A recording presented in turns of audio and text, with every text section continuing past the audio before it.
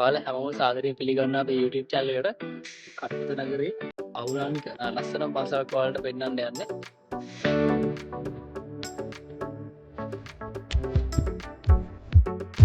ඔන්න ඉතින් යාළුවනේ අදත් ලංකාවේ සුන්දරම නගරයක් වන කටුකුද නගරේ පිහිටලා තියෙන ගලෙන් හැඩවුණු ලස්සන පන්සලක් බලන්නයි අපි අද යන්නේ. වයඹ පළාතේ කුරුණෑගල දිස්ත්‍රික්කයේ මේ ලස්සන කටුකුද නගරේ පිහිටලා තියෙනවා. ඔයාලා කුරුණෑගල ඉඳලා කටුකුද නගරයට එනවා නම් ඔයාලට මාර්ග දෙකකින් එන්න පුළුවන්. කුරුණෑගල ඉඳලා මහකෙලිය හරහා කටුකුදට එන්නත් පුළුවන්. ඒ පාරේ එනවා නම් ඔයාලට කිලෝමීටර් 27ක් වගේ දුරක් තියෙනවා. කුරුණෑගල ඉඳලා නාරම්බල හරහා කටුකුද නගරයට එන්නත් පුළුවන්. ඒ පාරෙන් ආවොත් ඔයාලට කිලෝමීටර් 33ක් පමණ දුරක් තියෙනවා. කොළඹ මීගමුව වගේ නගරවල ඉඳලා අනුරාධපුර නගරයට ඔයාලා ගමන් කරනවා නම් බොහෝ දුරට ඔයාලා ගමන් කරන්නේ මේ කටුකුද නගරය හරහා. ඒ වුණාට අද මම මේ පෙන්නන යන පන්සලට ඔයාලා ගිහින් නම් නැතුව ඇති.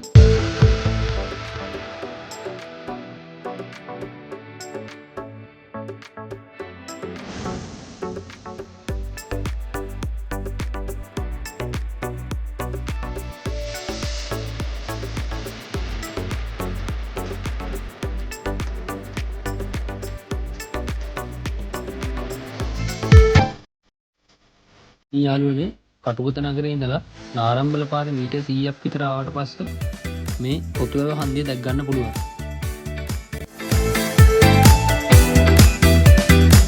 මේ නාරම්බල ඉඳන් එන පාර අර තියෙන කටුකුද ඉඳන් එන පාර. නාරම්බල ඉඳන් එනවා නම් දකුණු අත පැත්තට, කටුකුද ඉඳන් එනවා නම් වම් අත පැත්තට හැරිලා යන්න ඕනේ. මේ හන්දියේ ඉඳලා අතුරු පාරේ කිලෝමීටරයක් ගියාට පස්සේ ගලක් මත ඉදිවුණ අපි අද බලන්න යන පොතුවැව රාජමහා විහාරය දැක් ගන්න පුළුවන්.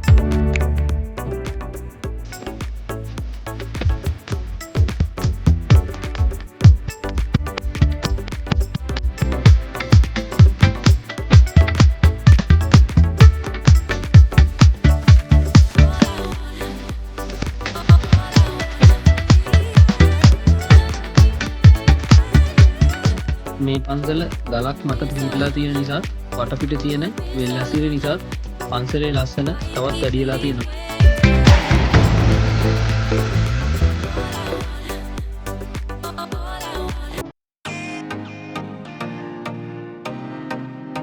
ඔන්න ඉතින් යාළුවනේ අපි පන්සල ළඟට ආවා. අපි යන් බලමු පන්සල කොයි වගේද කියලා.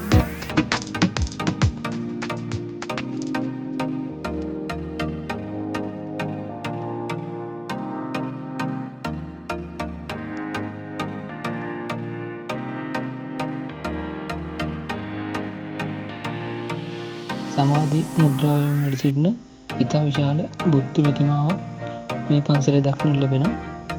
ඒ නිසාවෙන් තවත් මේ පන්සල ලස්සන වැඩි වෙලා තියෙනවා.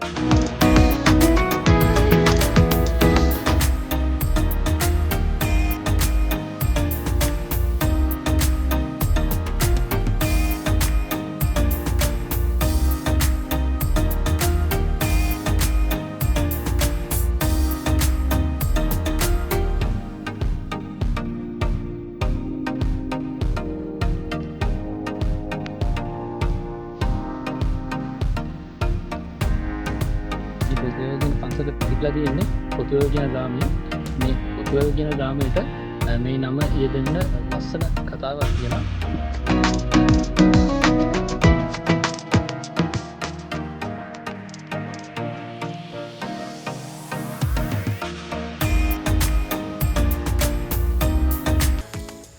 ඒ කාලේ මේ ගමේ බමුණෙක් සහ බැමිණියක් ජීවත් වෙලා තියෙනවා. මේ බැමිණිය දවසක් බමුණ බලන්න හොරෙන් එද්දි බැමිණියගේ පිටිපස්සෙන් ඇවිල්ලා තියෙනවා බැමිණියගේ සේවිකාව වන නෙත්ති. ඊට පස්සේ මේක දැකපු බැමිණිය නෙත්තිට බලිනවා නෙත්ති බල ගෙදර කියලා. අද මේ ස්ථානයේ නෙත්ති බල ගෙදර කියලා හඳුන්වනවා. ඒ වගේම බමුණ බැමිණිය බලන්න එද්දි බමුණ රාජපුරුෂයන්ට කොටු වෙනවා එක් ස්ථානයකදී. ඒ ස්ථානය අද බමුණාපුරුව කියලා හඳුන්වනවා.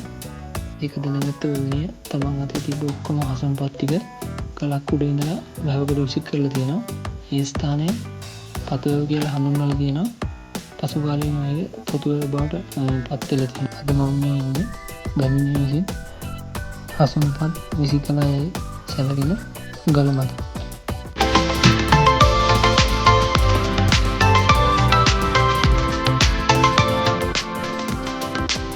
ඒ වගේම මේ පන්සලේ විශාල නිර්මාණ රාශියක් දැක් ගන්න පුළුවන්.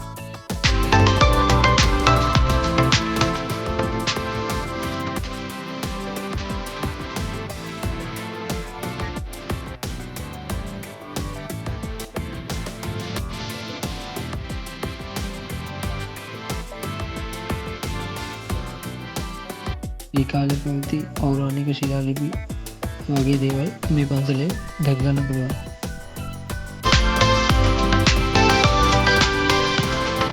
බුදුරජාණන් වහන්සේ විවිධ අවස්ථාවල පැවැත් වූ දේශනා සහ ජාතක කථා ආශ්‍රයෙන් නිර්මාණය වූ ප්‍රතිමා රැසක් මේ පන්සලේ දැක ගන්න පුළුවන්.